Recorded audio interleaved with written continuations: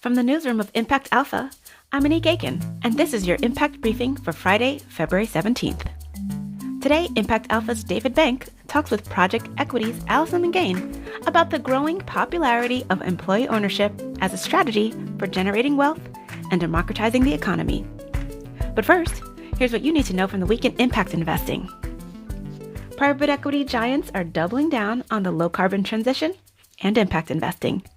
Brookfield, KKR, Apollo, and now TPG, over the past week, one private equity executive after another has singled out the low-carbon transition as a key opportunity for raising and deploying capital. Executives at both KKR and TPG said their impact funds were among their best-performing strategies last year, with internal rates of return of 32% and 25% respectively. KKR has closed on at least $1.9 billion for its second Global Impact Fund, and TPG on a similar amount for its third Rise Impact Fund.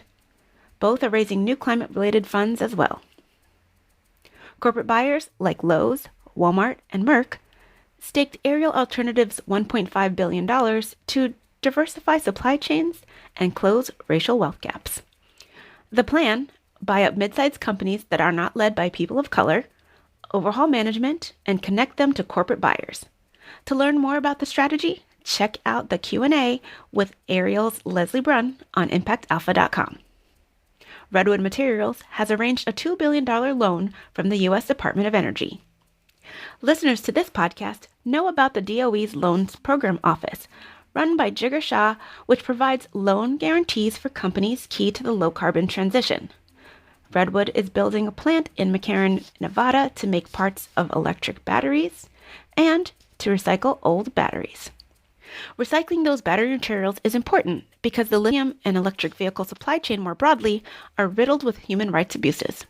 In a guest post on Impact Alpha, Working Capital's Evan Oken charts 5 tech innovations that could weed out such abuses. And speaking of EVs, many drivers are frustrated with broken and out-of-service charging stations. Charger help is on the way. The LA company raised $17 million to expand their core of EV charger repair technicians. The company hires and trains electric vehicle service technicians while paying them at least $30 an hour and sharing equity in the company. Call it the silver tsunami. In the United States, baby boomers own half of the privately held businesses with employees. And those boomers are beginning to retire. Who better to sell to than their own employees? David Bank spoke with Project Equity's Alison Lingane after last week's Employee Ownership Summit in Oakland, California.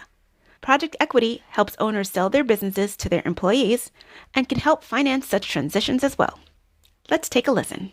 It seems like worker ownership's kind of having a moment. What's that about? Well, we keep saying every year that it is the time. Now is the time for employee ownership, and it actually keeps just getting better and better every year. So I couldn't agree with you more. We are having a moment, and we hope that we're sitting here next year saying, but this year is even better than last year was, because that's what we're all striving for, is for employee ownership to be a much bigger part of our economy because of the deep, deep impact that it has for workers, for businesses, and for our local economies. Well, just tell us a little bit. I mean, people, I think, kind of get the basic idea of what worker ownership is of businesses, but when you dig into it, as I did at your event, there are so many flavors, there's so many aspects to it. Without going too deep into any one of them, just give us a little bit of the landscape of what worker ownership really entails. Yeah, absolutely. The way that we think about it is that it's broad-based employee ownership, so that essentially anyone in the business has access to becoming an owner. And so at Project Equity, we're agnostic in terms of form. So you could be an employee ownership trust, you could be an ESOP, you could be a worker co-op, or there are other forms also. But the key is that essentially everyone in the company has access to becoming an owner. And the strategy or the theory of change, of course, is that is a wealth building tool for the employees. It also turns out to be a good exit opportunity for the owners. They are either aging out and want to retire, or for other reasons want to get out. And the natural buyers might be the folks who've been working in that company for years. That's exactly right. And when you look at the backdrop of the silver tsunami in the United States, that's the big great wave of retiring baby boomers. We estimate that 1 out of every 2 locally owned businesses with employees, 1 out of every 2 is owned by someone who is 55 or older, so at or nearing retirement age. And so we know that every year there will be an increasing number of businesses on the market. And so you got a supply and demand imbalance. And so what better way to address that imbalance by introducing a whole brand new buyer to the picture who most people aren't even thinking of, who is that is the base of employees. And the alternative, in many cases, for at least some businesses, might be a kind of more of a private equity direction, which there's obviously also a variety of private equity strategies, but one of them is always, cut, break up the company and fire the employees and cut costs, which may not be as advantageous either for the workers or for the community. Yeah, and that can mean for a local economy. It can also mean relocating the headquarters or moving jobs out of area if jobs aren't being cut, that they could move out of area. But then on the other end of the spectrum, especially in the smaller companies, say 30, 20 or fewer employees, the owner might just not be able to find a buyer at all. Or if they do find a buyer, their competitor is essentially buying their customer list, and so is planning then to lay off the entire team, shut down the location. So what you end up doing is you end up still losing jobs and losing assets in community, versus maintaining that business as a forward going entity that retains all of those assets in your local community. I want to get into what project equity does to foster employee ownership, but I think first I want to actually find out how you got into this field and a little bit about your background. Sure. So it's one of those things that makes a lot of sense in the rearview mirror. My very, very first job out of college was running job training programs for high school students. And, I brand new to the space of what it meant to think about trying to create future opportunity for people, from a professional perspective. So folks who weren't necessarily on track to be going to college or getting advanced degrees. And, I started asking questions like, gosh, why are we helping to train people for poverty level jobs? How is that really breaking any cycles or really creating doors to opportunities? We did some interesting things where I was at, and I left there in order to get my MBA to try and learn how to scale really quality programs. And then left my MBA to work in mission-driven companies, mostly in education, thinking, okay, well, gosh, if we could scale access to education, that would be helpful. And I kept coming back to this issue of, well, access to education as a way to create opportunity for yourself is great unless you are finding yourself in poverty in certain communities where you just have curveballs being thrown at you all day long that make it very, very challenging.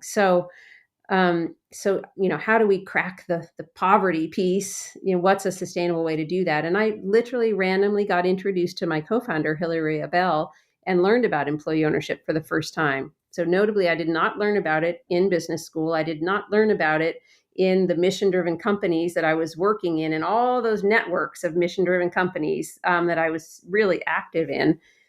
And it was just this light bulb moment for me of this is a strategy where you have opportunity built into your job. So you can get a job that is a quality job. So it typically will pay better, have better benefits, has access to the ability to, have an asset, wealth generation for yourself, which can just be game changing for people, and also has professional, high quality sort of professional trajectory potentially built right into that.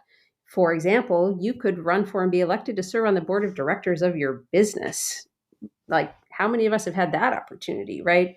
So with this, the deep impacts for the employees, and then as I learned about, these are also companies that outperform their peers, so the really deep impacts for businesses and for communities.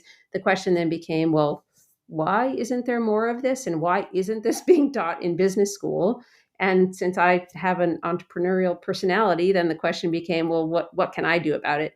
And that's essentially the genesis of Project Equity. Is our vision really is for employee ownership to be normal and self-generating, and something that everybody has heard about, and isn't this thing of like, oh, well, that's interesting. Why, must be weird, or there must be something wrong with it, simply because I haven't heard about it.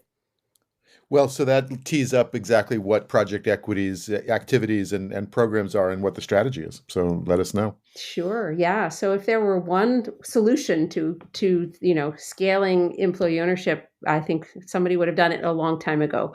So as an organization, we have a whole breadth of programs to each address different components of what the scale strategy needs to be. And so we started off really supporting companies one-on-one to make the transition to employee ownership, to be sure that we knew how to do this and knew how to do it well, and that we were creating these opportunities for workers, and we continue to do that. And we transition our own internal team, somewhere between 6, 8, sometimes 10 companies a year to become, newly minted employee-owned companies.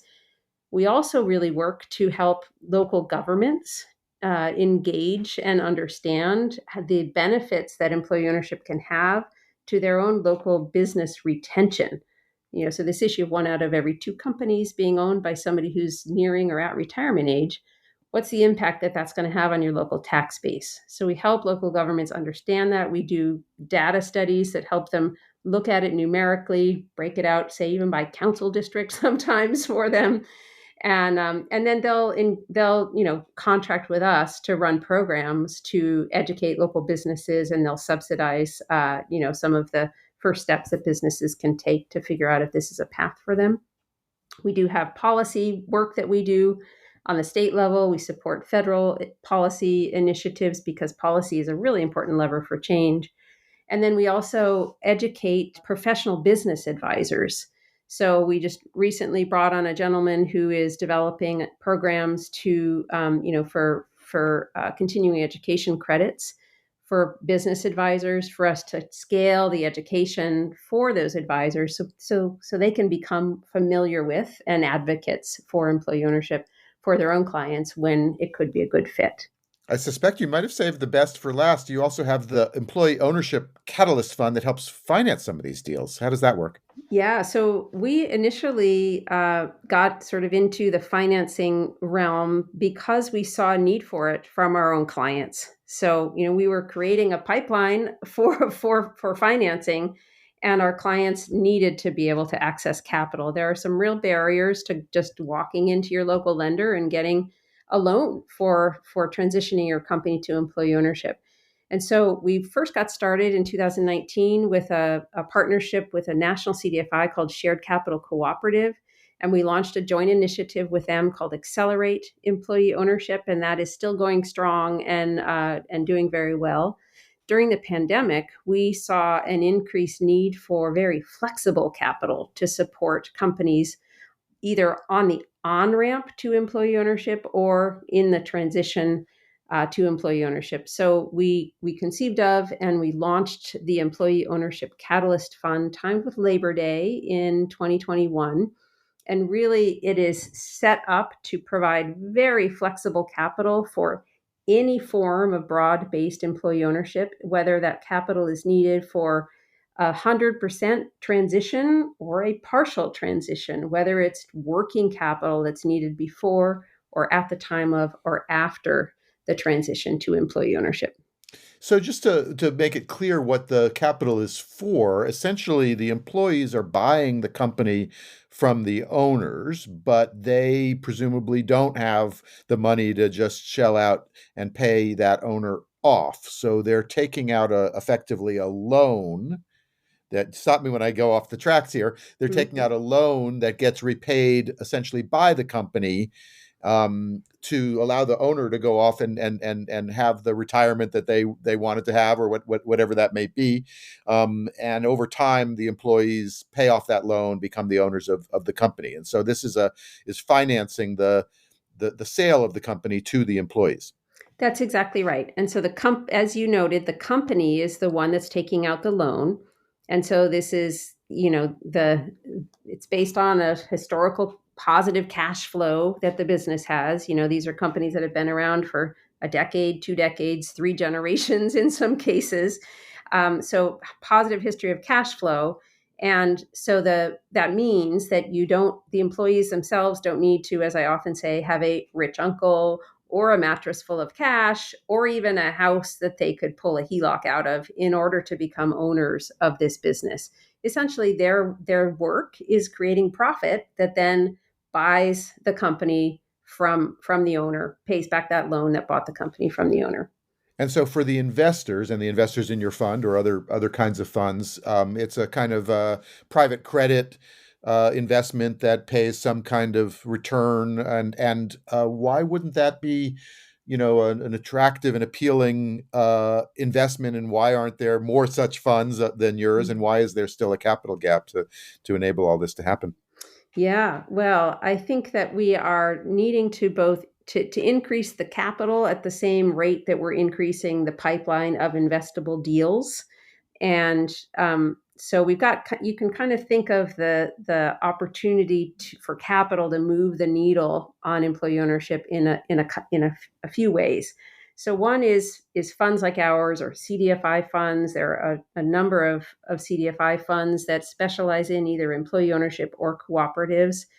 And, these are loan funds where we're supporting companies to transition independently. So they start as independent companies and they end up as independent companies, and they're involved in the transition process and making the decisions of what that looks like. And that's the loan can be equity also, but we can just call it a loan to the company to transition. Then another approach is more of something that mimics an acquisition. So there are also funds that are set up to essentially go after companies, kind of like private equity would, and do a due diligence process, but have the capital available to be able to quote unquote acquire that business. But usually, what's happening is they're just making it employee owned from the get go. So that capital can be very, very influential also in terms of creating more employee ownership. And then the third way, of course, is through some legislative fixes to some of the SBA loan programs that would open up. I mean, essentially, the SBA 7A loan guarantee opened up banks to finance small businesses. Now we need that loan guarantee program to be opened up further so that banks are willing to also finance employee ownership. But that's going to take a legislative change to make that happen. And as you mentioned, your guys are involved in policy work there. I know there's federal activity, but you also did actually pass something in California last year. Yeah, absolutely. So the WORC, Worker Owned Recovery California Coalition, which Project Equity was a co-founder of, and my co-founder Hillary Bell is the policy lead at Project Equity. But we were very influential in helping to get past the California Employee Ownership Act, which was signed into law in September by Governor Newsom. And what this law does is it establishes a hub in the governor's office, for those of you in California in GoBiz, a hub for employee ownership to sit right within the governor's office. And the idea is, the state of California, as with any state, does a whole lot of things that support small business. And so how do we think pretty strategically about, well, what are those ways that it could also explicitly support the employee ownership form of small business and or remove barriers that exist to enabling some of the state programs to support employee ownership. Thank you, Alison Lingane, Project Equity, for joining us today. Thank you so much, David, for having me. And that's going to do it for this week's Impact Briefing. Thanks to Alison, David, and our producers, Isaac Silk. Ready to try ImpactAlpha? Sign up for ImpactAlpha Open free of charge directly at ImpactAlpha.com. Want to go deeper? Grab a subscription and get full access to the site, Agents of Impact calls, and the daily email brief. Just go to ImpactAlpha.com/subscribe and choose an annual subscription. Thank you for listening. I'm Monique Aiken, Managing Director for TIP, the Investment Integration Project. Be sure to check back for next week's briefing, and until next time, take care.